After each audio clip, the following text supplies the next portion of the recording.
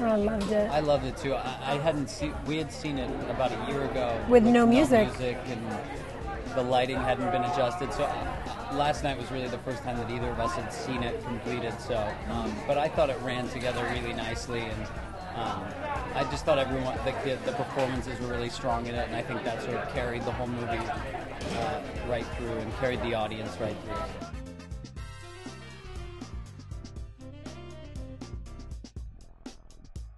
I grew up in Woodstock, Ontario, which is a very small town. So, yeah, we were both talking about how this story that drew us both to it a little bit was sort of doing something that people may not have necessarily thought was a great idea, and even doing what we do. So, I found a lot of parallels with my own life from this story to do something that may not be seen as the most like smart choice. So.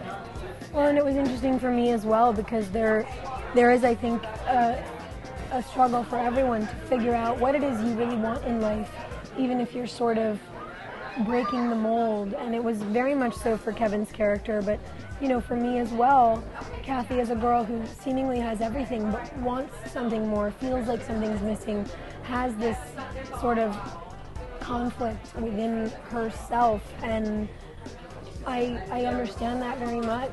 You know, I think we've all been there when you wonder why it is you're craving something more, even though everything seems pretty good. And it was wonderful to play that, and you know, to have the experience of putting it into the bigger message of the movie, because it's nice to see that two people, you know, our characters who seem so opposite, really had that commonality, and it reminds people that I think we're all much more the same than we think.